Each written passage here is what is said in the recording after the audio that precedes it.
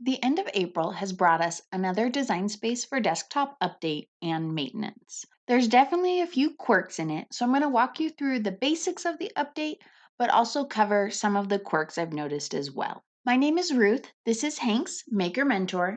I'm here to help you learn how to make. If you're looking for information about the iOS update with Offset, check out this video that I'm linking here in the cards and in the description below. The What's New box only mentions the guides, which we'll get to.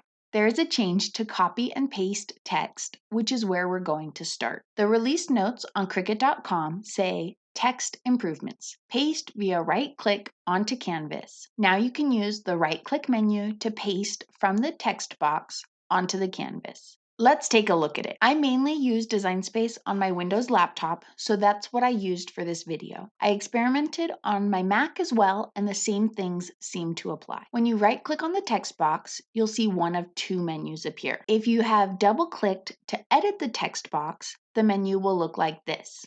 You'll only have cut, copy, and paste. Some of them might be grayed out. If you right-click without being able to edit the text, you'll see this much larger menu, which includes cut, copy, and paste in this second section. This allows you to copy and paste without using keyboard shortcuts. The quirk that I'm experiencing here is you have to be careful where it's pasting from. I'm picturing it as two clipboards that it can copy the information from. One of them is the main computer clipboard. The other is Cricut specific. Not only Cricut, but the text that was copied when you were able to edit a text box. This might be useful if you're copying and pasting two pieces of information many times. Mostly, I just find it irritating since I'll paste the wrong one and then have to undo it and fix it. Hopefully I get used to it soon. If you have questions about it, please feel free to leave them in the comments so I can either reply to your comment or make a video explaining in more detail. This update has not returned the text wrap handles that were released for version 7.5. Let's move on to the guides that were mentioned in the What's New. You can turn shapes, images, text, and more into guides by clicking on the layer,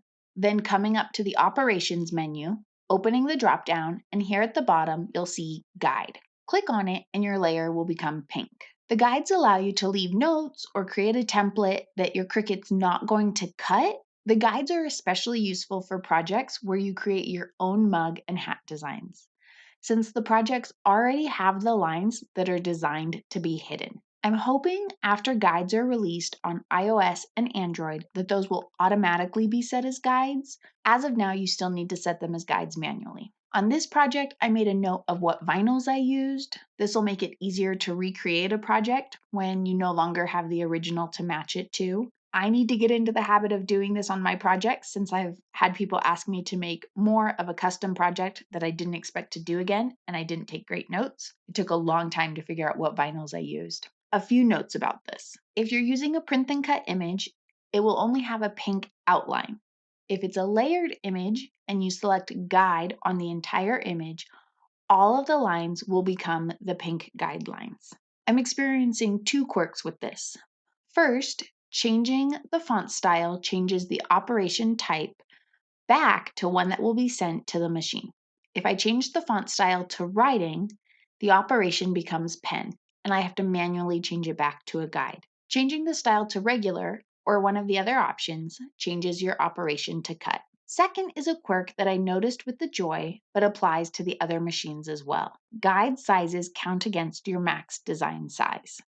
If your design fits on a mat, but your guide is larger, you'll need to hide the guide manually before you can make the project. A bug I've noticed is that the print and cut guide also seems to want to show up on its own mat, even though it shouldn't be doing anything. I hope it was helpful to see Design Space for Desktop version 7.7 in action. Please consider hitting the like button and subscribing to my channel to help YouTube share my videos with more people. Thanks so much for watching, and until next time, bye.